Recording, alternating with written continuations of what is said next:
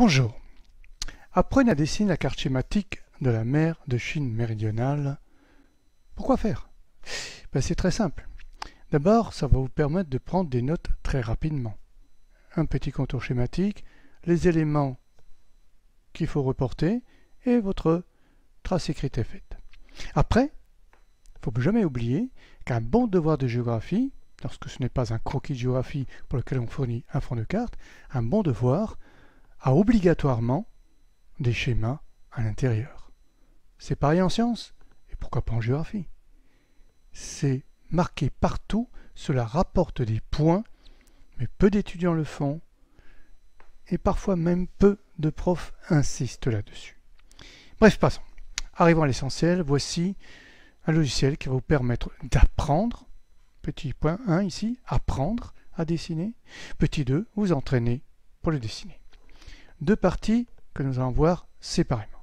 La première, apprendre à dessiner. Alors cliquons sur le bouton 1, apprendre à dessiner. Voilà. C'est une méthode que j'ai mise au point il y a fort longtemps. Sur quoi est-elle basée?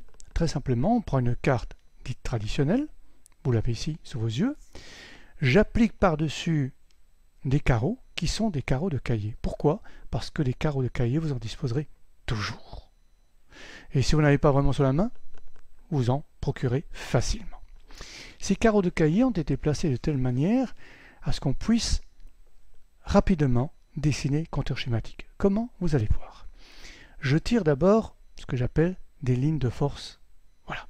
C'est-à-dire quelque chose qui va correspondre. Regardez, je pars d'ici, vous me direz c'est de nulle part. Là, j'ai bien un endroit et là un autre. Regardez comment ça se passe. Donc pour le départ, vous n'avez rien à faire. Observez et mémorisez. C'est ça apprendre. Vous observez, vous mémorisez. C'est après qu'on va s'entraîner. Pour le faire, cliquez pour continuer. C'est très simple. Deuxième ligne de force. Troisième. Quatrième. Cinquième. Et je poursuis mes lignes de force. Elles se construisent au fur et à mesure. Pour le moment, peut-être que vous ne voyez pas l'intérêt. Vous allez vite comprendre. Toutes les lignes de force ont été construites. C'est un peu complexe, me direz-vous? Oui, mais bon. Écoutez, la mer de Chine méridionale n'est franchement pas très simple dans ses contours. Pourquoi? Parce qu'il y a de nombreuses îles, tout simplement. Si ce n'était que le contour, c'est relativement simple. Mais il y a de très nombreuses îles qui sont autour, voisines, de cette mer de Chine méridionale. Donc on va essayer de tout représenter au mieux schématiquement. Une fois que vous avez fait ça, maintenant je vous montre comment, à partir de ces lignes de force, on peut reconstituer le schéma. Alors évidemment, pour vous, vous pouvez compter 1, 2, 3, 4, 4,5, 5, 2, etc. carreaux par rapport au truc. Et vous retrouvez la méthode que vous avez certainement déjà utilisée quand vous étiez petit enfant. Reliez les chiffres 1 à 20 ou à 30 à 40 et à la fin ça vous donne un Mickey. Alors ici on va voir ce que ça donne pour la mer de Chine. Regardez, vous avez vu ces deux lignes de force, hop, on y arrive. Et voilà, regardez, c'est très simple. Pour ce contour, c'est très facile. Je vous l'ai dit, après, ce qui est compliqué, ce sont les différentes îles. Mais là, franchement, ce n'était pas très difficile. La Chine, l'ancienne Indochine, Vietnam, Cambodge, etc. Et voilà, donc je continue pour les îles. Un peu plus compliquées parce qu'il y en a plusieurs et qui sont détachées les unes par rapport aux autres. Mais relativement facile à dessiner quand même. Et voilà, vous avez l'ensemble qui est fait. Et regardez, par rapport à la carte dite traditionnelle, on recouvre, à part bien sûr les formes des îles, c'est très compliqué, on retrouve logiquement un schéma qui ressemble à la mer de Chine méridionale. Ça, vous pouvez le refaire autant de fois que vous voulez. Allez en arrière, allez en avant, recommencer à zéro. Quand c'est bien mémorisé, vous pourrez vous entraîner. On va voir ça tout de suite. Alors pour s'entraîner, bouton 2, s'entraîner. Voilà. Ici, c'est très simple.